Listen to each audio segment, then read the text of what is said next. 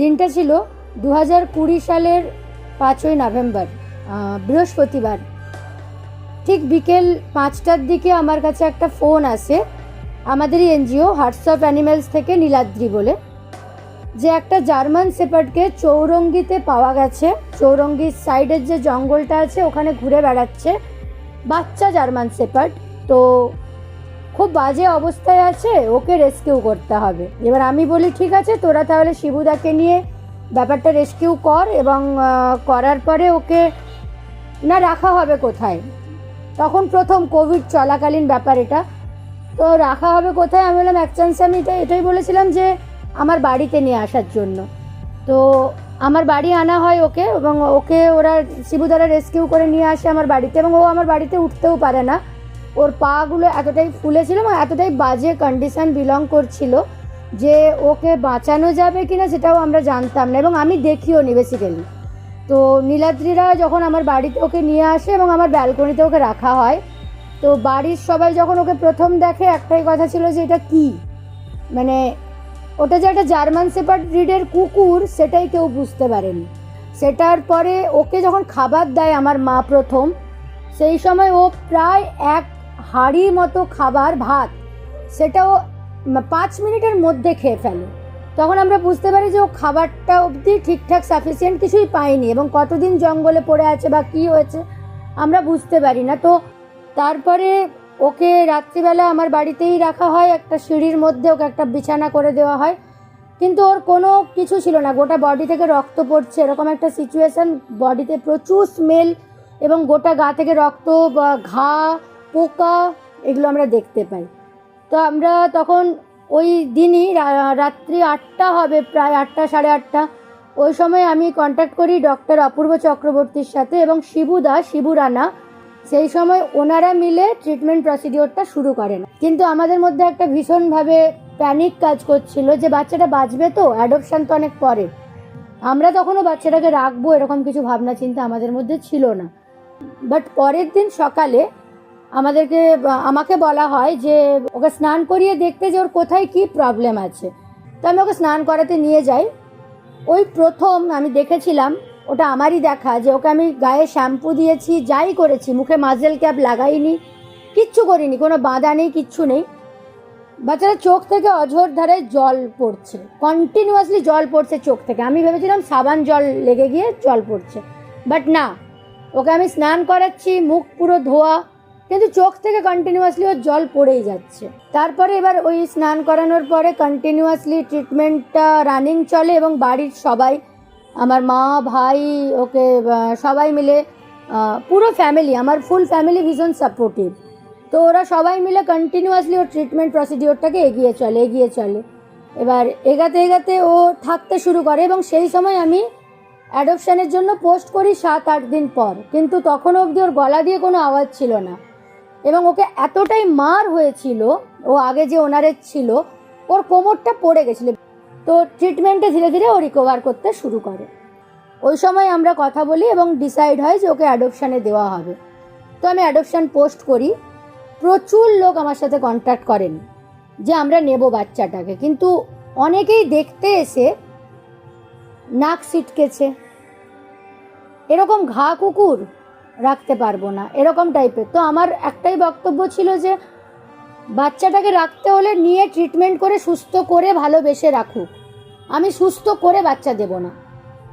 তো অনেকেই বলেছে হ্যাঁ নেব, দেখে বলেছে হ্যাঁ নেব, কিন্তু যাওয়ার পরে আর কন্ট্যাক্ট করেনি।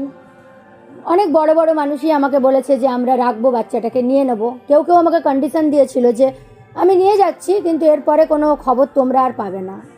সেটাতেও আমি রাজি ছিলাম না, বা আমরা কেউই রাজি ছিলাম না, আমার পুরো ফ্যামিলির কেউ রাজি ছিল না। এই করতে করতে প্রায় মাসখানেক কাটে, এবং আমরা ঠিকঠাক অ্যাডপশানের লোক পাচ্ছিলাম না, এবং অ্যাডপশানের ব্যাপারটা একটা টাইমের পরে গিয়ে আমার ফ্যামিলিতে ডিসিশন হয় যে না, ওকে আর দেওয়া হবে না, আমরাই ওকে রাখবো। একটা টাইম পরে আমার মা বলে যে না, ওকে আর দেওয়ার কোনো প্রশ্নই নেই, ও আমাদের বাড়ির বাচ্চা হিসেবেই থাকবে। তো এবার ধীরে ধীরে ওর ট্রিটমেন্টটা একটু লেন্দি ছিল, কারণ ওর স্কিনের প্রবলেম অনেকটা ছিল।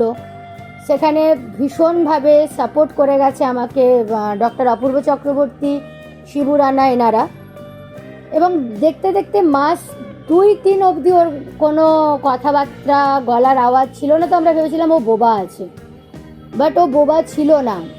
হঠাৎ একদিন ও একটা হালকা আওয়াজ করে, যেটা ভীষণ একটা শাঁখের একটা যে হালকা টোন হয় ওরকম টাইপের। তো আমরা অবাক যে ও জানে কথা বলতে, সেটাও হচ্ছে। এবং তখন আমরা বুঝতে পারি যে ও এতটাই ভয় পেয়ে ভীত বা প্যানিক ছিল বাচ্চা, যে ওর গলার আওয়াজটা অবধি বন্ধ হয়ে গেছিল। তো এবার ভাই আমরা ওকে রাস্তায় ঘোরানো শুরু করি। সেই সময় রাস্তার লোকের প্রচণ্ড বাঁকা দৃষ্টি যেটা বলে, বা যেতে যেতে এরকম আমাকে বলেছে যে কী রে, নিজেরা ভালো ভালো খাচ্ছিস, কুকুরটাকে এইভাবে রেখেছিস, হ্যাঁ খেতে দিস না নাকি, রাম ছাগল, অনেক কিছু শুনেছি। করতে করতে একটা বছর কিভাবে পেরিয়ে গেছে আমরাই জানি না। ডিউ আমাদের 1 বছর পর টোটালি রিকভার্ড এবং সুস্থ হয়। তারপরে আসে, যার নাম না বললেই নয়, বাপ্তুদা। বাপ্তুদা মানে আলাদা করে আমি কি বলবো, বাপ্তুদা ডগ শোয়ের রিগার্ডিং, আমার একটা বাচ্চা, ও অ্যাডপ্টেড, ওকে আমি ট্রেনিং করাতে নিয়ে যেতাম। হঠাৎ একদিন বাপ্তুদা বলল যে জার্মান শেপার্ডটা তোমার যে আছে ডিউ, ওকে নিয়ে চলো ডগ শো। আমি বললাম ও গিয়ে কী করবে, কারণ আমি ওকে কখনো ট্রেনিং করাইনি, কারণ ও এতটাই মারধর খেয়ে চলেছে যে ওকে আমি ট্রেনিং করিয়ে আবার একটা ডগ শোর প্রিপারেশন আমি ভাবিও নি। তো বাপ্তুদা বললো ওকে নিয়ে এসো। জাস্ট 4 থেকে 5 দিন ও বাপ্তুদা শান্তুদার কাছে যায়। যাওয়ার পরে ও ওখানে ঘোরে ফেরে, একটু খেলাধুলো করে এবং ও ডগ শো অ্যাটেন্ড করে। ফার্স্ট ডগ শোর 2022-এ ও প্রথম ডগ শোয়ে যায়। এবং ডগ শোয়ে যাওয়ার পরে প্রথম বছরই ডগ শোয়ে 3rd প্রাইজ পেয়ে আসে। ফিমেল জার্মান শেপার্ডে ও পায় 3rd প্রাইজ। আমরা তো ভীষণ খুশি যে ও ওইভাবে গিয়েও একটা প্রাইজ হোল্ড করেছে। প্রাইজটা ম্যাটার নয়, বাট ওইখানে পারফর্ম করাটাই আমাদের কাছে অনেক বড় ছিল, যে পারফর্মটা করতে পেরেছে। তারপরের বছর আবার ও ডগ শোয়ে অ্যাটেন্ড করে এবং বাপ্তুদার হাত ধরেই, বাপ্তুদা শান্তুদা এদের হাত ধরেই ও ডগ শোয়ে যায় এবং ও ফিমেলে বেস্ট ব্রিড ডগ শোয়ে ফার্স্ট পজিশন নিয়ে বাড়ি ফিরে এসেছিল। দেখতে দেখতে কেটে গেছে 5টা বছর। মেদিনীপুরে না বেসিক্যালি কোনো ভালো ডক্টর নেই অ্যানিমেলসের ক্ষেত্রে, এটা আমরা ভীষণভাবে প্রবলেম ফেস করি। তো আমাদের সাথে যিনি, আমাদের এনজিওর সাথে হার্টস অফ অ্যানিমেলসে যিনি সারাটা বছর থাকেন, ডক্টর রাকেশ মণ্ডল, উনি আজকের ডেটে আমার যতগুলো বাচ্চা সবাইকে দেখেন এবং অনলাইন দেখেন। উনি এখানে থাকেন না, বাইরে থাকেন। এবং ডিউয়ের ক্ষেত্রেও একটা ফোন, ওনার সমস্ত সাপোর্ট এখনও আমরা পাই কন্টিনিউয়াসলি। তো সবাই মিলে আমরা ডিউকে আশা করছি ভালো রাখতে পারছি, আশা করব আগামীতেও ভালো রাখবো। মেদিনীপুর শহর, এই শহর একটা ইতিহাস, অনেক বড় ইতিহাসের সাক্ষী আছে। শুধু স্বাধীনতা যুদ্ধের জন্য না, মুঘল আমল থেকে অনেক ইতিহাসের সাক্ষী আছে। সেই ইতিহাসের একদম পূর্বে পৌঁছে গেলে, আরও আগে যদি আমরা যাই, যখন আমাদের মানব ধর্ম সবে ডেভেলপ করতে শুরু করেছিল, তখন থেকে কুকুর শব্দ শুধু না, একটা প্রাণী যে আমাদের বন্ধু হিসাবে পরিচয় পেয়েছে। সেক্ষেত্রে আমরা বিভিন্নভাবে সেই প্রাণীটাকে মেনটেন করি, বিভিন্নভাবে পালন করি, বিভিন্নভাবে কাজে লাগাই। সেই মানবিকতার ইতিহাস যখন তৈরি হয়েছিল, সেখানে আমরা আস্তে আস্তে যত আমরা উন্নতির পথে এগিয়ে গেছি, সেই মানবিকতার দিকেও একটু ক্ষয় এসেছে। তার প্রমাণ পাওয়া গিয়েছিল লকডাউনের সময়। একটা জার্মান শেপার্ড কুকুর অসুস্থ অবস্থায় মৃত ভয়ে চারিদিকে ছুটে বেড়াচ্ছে। একটা well breed German Shepherd Kharagpur চৌরঙ্গিতে ঘুরে বেড়াচ্ছে। তাকে রেস্কিউ করে আনা হয়, এরকম সন্ধ্যাবেলায় আনা হয়েছিল। সে ভয়ে ছিল, সে বুঝতে পারছিল না যে সে কী করবে।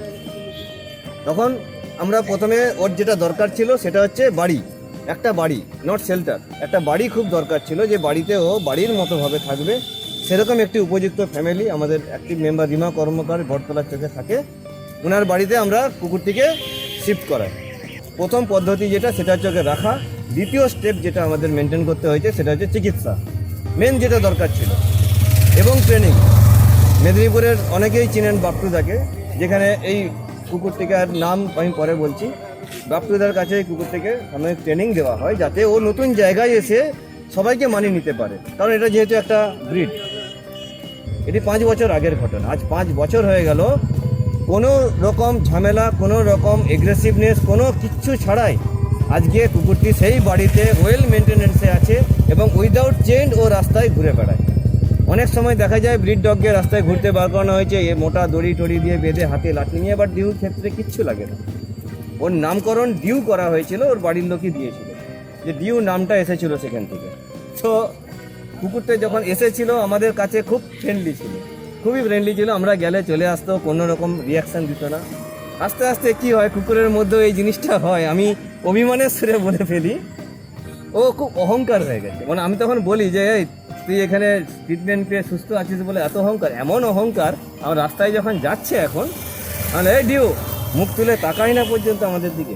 তো যাই হোক, এই সমস্ত কিছুর পিছনে যে মানবিকতাটা সেই সময় হারিয়ে গেছিলো, আমরা যেটা খুঁজে পাচ্ছিলাম না, একটা লকডাউন চলছিল তখন 5 বছর আগে নভেম্বর মাসে, সেই নভেম্বর মাস এই বছর এলো, পুরো 5 বছর কমপ্লিট হলো। আজকে ডিউ সেখানে আছে, ভালোভাবে আছে, কোনো রকম কমপ্লিকেশন ছাড়া। আমরা এগ্রেসিভ কুকুর হয় না, কুকুরকে আমরা এগ্রেসিভ বানিয়ে দিই, তার প্রতি আমরা সঠিক যত্ন যদি না নিই, তাকে যদি আমরা তার ল্যাঙ্গুয়েজটা যদি না বুঝতে পারি। ডগ লাভার হতে হবে এমন কোনো ব্যাপার না, আমি যদি মানবিক হই তাহলেই হবে। এটাই একটা আমাদের কাছে শিক্ষণীয় অধ্যায়, যে শিক্ষার মধ্যে এটাও একটা শিক্ষা রইল, যে একটা মৃতপ্রায় কুকুরকে, একটা ভীত সন্ত্রস্ত কুকুরকে তুলে এনে আজ 5 বছর সেই বাড়িতে রাখা আছে, যেই বাড়িতে সে উইদাউট ভায়োলেন্ট ভালোভাবেই আছে।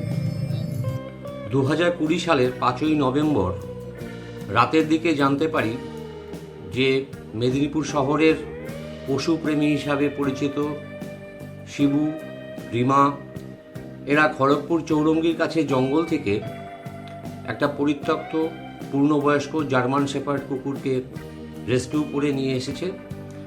তার অবস্থা, শারীরিক অবস্থা খুবই খারাপ, মৃতপ্রায় অবস্থায় সে রয়েছে এবং তার জরুরিকালীন চিকিৎসা এবং পরিচর্যা দরকার।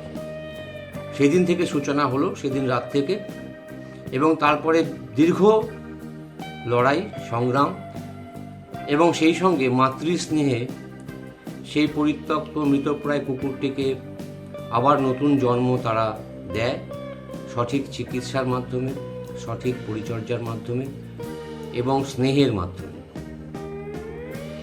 পরবর্তীকালে সেই কুকুরটি তাদের পরিবারের একজন সদস্য হয়ে ওঠে এবং মেদিনীপুর শহরে বিভিন্ন ডগ শো প্রতিযোগিতায় অংশগ্রহণ করে পুরস্কারও অর্জন করে এবং পরিবারের সদস্য হিসাবে সে ওই বাড়িতেই থেকে যায়। তো এই দীর্ঘ লড়াই তার সাক্ষী ছিলাম আমি এবং সম্পূর্ণ পরিবার তাদের ওই কুকুরটির পাশে ছিল এবং এখনও আছে। এটা একটা শিক্ষামূলক ঘটনা এবং আমি আশা করব যে আগামী দিনেও আরও অনেক পশুপ্রেমী মানুষ এইভাবে অবলা প্রাণীদের পাশে এসে দাঁড়াক, তাদের সাহায্য করুক এবং একটা নূতন জীবন দিক। ডিউ প্রথম থেকে ভালো কুকুর, আমরা ভাবিনি যে ও আমাদের সাথে ডগসে এত ভালো পারফরমেন্স দেবে এবং চ্যাম্পিয়নও হয়েছে আমার হাতে। একটা রেস্কিউ ডগ যে এত ভালো রিমা যে রেখেছে, তাতে আমরা সবাই খুশি। যার কথা আমরা বলছি ডিউ শুধুমাত্র একটা কুকুর নয়, ডিউ একটা অ্যাচিভমেন্ট, একটা জবাব, আর ডিউ হচ্ছে একটা মেসেজ। অ্যাচিভমেন্ট হচ্ছে এটাই যে ও মেদিনীপুরের ভীষণ বিখ্যাত একটা কুকুর, যে কোথা থেকে একটা জঙ্গলের কাছ থেকে একটা পুরো স্কিনে ডিজিজ হওয়া কুকুরকে রেস্কিউ করার পরে কিভাবে ওটা ডগস হয়ে চ্যাম্পিয়নশিপ অবধি পৌঁছে গেল এবং চ্যাম্পিয়ন হয়ে এলো, এটা হচ্ছে অ্যাচিভমেন্ট। আর জবাব হচ্ছে যেরকম ডিউয়ের প্রিভিয়াস ওনার ছিলেন, সেই রকম যদি আরও কেউ থেকে থাকেন যারা নিজেদের ডগকে রীতিমতো একটু শখের জন্য নিয়ে তারপরে অ্যাবান্ডন করে দেন, তাদের এটা ভাবা উচিত যে এরকম একটা ডগ কোন জায়গায় পৌঁছতে পারে। আর মেসেজ হচ্ছে এটাই যে আপনাদের কাছে হয়তো অনেক টাকা থাকতে পারে, আপনাদের কখনো কখনো কোনো শখ জেগে উঠতে পারে, তার জন্য একটা বাচ্চাকে তার মায়ের কাছ থেকে তুলে এনে তারপরে যেই দেখলেন একটু ট্রিটমেন্টে খরচ হচ্ছে কিংবা ট্রিটমেন্টে একটু ঝামেলা হচ্ছে, সঙ্গে সঙ্গে তাকে রাস্তায় ছেড়ে দিলেন, যখন অলরেডি ডগটা ভাবতে শুরু করেছে যে সেই আপনারাই তার বাবা মা, তার পুরো পৃথিবীটাই আপনারা, তাকে নিয়ে গিয়ে আপনারা জঙ্গলে ছেড়ে দিলেন। আপনাদের কাছে একান্ত অনুরোধ, এরকম করে নিজেদের শখ মেটাবেন না, কারণ ডিউ এই জন্যই একটা জবাব যে দেখেছেন তো একটা রাস্তায় চড়ে বেড়ানো কুকুর, জঙ্গলে ছেড়ে দেওয়া কুকুর আজকে কোন জায়গা অবধি পৌঁছতে পারে। আমি জানি না ডিউয়ের যিনি প্রিভিয়াস ওনার তিনি এটা দেখছেন কিনা, বা এই রকম যারা ওনার রয়েছেন যারা নিজেদের ডগকে অ্যাবান্ডন করেন, তারা একটা মনে রাখবেন, সব ডিউয়ের ভাগ্যে কিন্তু রিমা কর্মকারের মতো দ্বিতীয় ওনার জোটে না, যে ওইখান থেকে তুলে আনার পরে এত সেবা শুশ্রূষা করে কুকুরটাকে কোন জায়গা অবধি পৌঁছে দিয়েছে। আজকে মেদিনীপুরের সবাই এক ডাকে শুধু নামে চেনে ডিউকে। মেদিনীপুরের রাস্তায় যারাই ঘোরাফেরা করেন তারা ডিউকে হাঁটতে দেখেন, ডিউকে চলতে দেখেন, এবং কত এটিকেট নিয়ে কুকুরটা চলে, সবার সঙ্গে মেশে, এবং রীতিমতো কোনো রকম লিড ছাড়া, কোনো রকম বাধা ছাড়া। আমি ডিউকে ট্রেনিং করেছি বলে শুধু নয়, ডিউকে যে ট্রেনার ট্রেনিং করতো ডিউ ওই জায়গাতেই পৌঁছতো, কারণ ক্যাপাবিলিটির ট্রেনারের নয়, ক্যাপাবিলিটিটা কুকুরের। সেই জন্য আপনাদের কাছে একান্ত অনুরোধ, কোনোদিনও এই ধরনের ব্যাপার করবেন না। যখন কুকুরটার আর জগতে কে আছে আপনারা ছাড়া, আপনাদেরকেই সে বাবা মা ভেবে বসে আছে, আর আপনারা কুকুরটাকে ছেড়ে দিচ্ছেন রাস্তায়, এরকম করবেন না। কুকুর নিয়ে আমাদের জীবন, আমরা জানি কুকুরের মানসিক অবস্থা কেমন দাঁড়ায়। আর খুব প্রার্থনা করি একদিন যেন, একদিনের জন্য হলেও কুকুরটা কথা বলতে পারে, আর পুরনো ওনারের সঙ্গে গিয়ে একবার দেখা করতে পারে। তারপরে আমার সেই ভদ্রলোকের সামনে দাঁড়াবার ইচ্ছে আছে যে ডিউ ওনাকে কী বলে একবার শোনার। তবে আমার খুব বিশ্বাস, একান্ত বিশ্বাস, যে ওনারা যেরকম স্বার্থপর ওনার হন, তো কোনোদিনও নিজের সন্তানের ভগবান না করুক, এরকম সমস্যা এলে ওনারা তাকেও জঙ্গলে ছেড়ে দিয়ে নিজেরা দিব্যি আরামে থাকবেন। একটু খারাপভাবে হয়তো বললাম, শুনতে খারাপ লাগবে, কিন্তু অ্যাকচুয়ালি এদের জন্য, এদের সঙ্গে একটা নারীর টান বলুন, আত্মার টান বলুন আমাদের আছে, তো সেই জন্য একটু খারাপ লাগে। বাদ বাকি যারা ডগ ভালোবাসেন তাদেরকে আমার তরফ থেকে রীতিমতো স্যালুট জানাই। যারা এইরকম ডগকে, অ্যাবান্ডান ডগকে তুলে এনে যারা রীতিমতো পরিচর্যা করেন রিমা কর্মকারের মতো ওনাররা, তাদেরকে কুর্নিশ জানাই, এবং সবাই ভালো থাকুন এটুকুই বলি। আর আমার কথাগুলো পারলে ভাববেন, খারাপভাবে নেবেন না। আমার কারোর ওপর কোনো ব্যক্তিগত বিদ্বেষ নেই, কারণ আমার নিজের ঘরের কুকুর আমাকে যদি তার বাবা মা ভাবে, তো আমার কুকুর আমার কাছে আমার সন্তানেরই মতো। অতএব আমার আলাদা করে কোনো কিছু বলার নেই। খালি এইটা যারা করছেন তাদেরকে অনুরোধ, এটা করবেন না। এটা অত্যন্ত অমানবিক একটা কাজ। যদি কুকুরটা একবার হলেও নিজের মতো কথা বলতে পারতো, আপনার মতো মানুষের মতো কথা বলতে পারতো, তবে একবার ওর সামনে গিয়ে দাঁড়িয়ে ওর চোখে চোখ রেখে দাঁড়াতেন। এইটুকুই বলার। Thank you. রিমার সাথে আমার পরিচয় হয় হার্টস অফ অ্যানিম্যালস এনজিওর স্টেরিলাইজেশন ক্যাম্পে। ওর ডিউ নামে একটি ডগ রয়েছে, ওর ব্যাপারেও মাঝে মাঝে ফোন করে দেখিয়েছে। যখনই যা সমস্যা হয় আমি চেষ্টা করি সমাধান ওকে বলে দেওয়ার। ও ভালোই আছে। এরকম আপনাদের যাদের ডিউর মতো পেট রয়েছে তারাও সুস্থ থাকুক, আপনারাও ভালো থাকুন অবশ্যই। এবং কোনো প্রয়োজনে রিমা সবসময় ফোন করবে, তোমার যখনই ডিউ বা তোমার অন্যান্য ডগের যা প্রয়োজন হবে, সর্বদাই আমি তোমাদের পাশে আছি। একটা কথা ভীষণভাবে বলতে চাই, যে আজকের সমাজে না মানুষ এতটা স্বার্থপর এবং নিকৃষ্টতম জীবে পরিণত হয়েছে, যে প্রতিনিয়ত এই বাচ্চাগুলো, অবলাগুলো যারা মুখের ভাষায় কথা বলতে পারে না, তাদেরকে শখের জন্য, স্ট্যাটাস মেনটেনের জন্য বাড়িতে আনছে, কিছুদিন খেলার সাথী, খেলার শখ মিটে গেলে রাস্তায় ফেলে দিয়ে আসছে। যেভাবে আমার ডিউকে আমার পাওয়া, এছাড়া আমার যে বাকি বাচ্চাগুলো তাদেরকেও আমার এইভাবেই পাওয়া। কিন্তু না, একটা কথা আছে, কর্মা সেজ, কর্মা কথা বলে। তো তাই জন্য বলবো যে এদেরকে ভালো রাখুন। আপনারা যেমন ভালো থাকবেন, ওদেরও ভালো থাকার সমান অধিকার আছে। তো ওদের ভালোবাসাটা বুঝুন, নিজেরা ভালো থাকুন, ওদেরকেও ভালো রাখুন, সবাই ভালো থাকুন।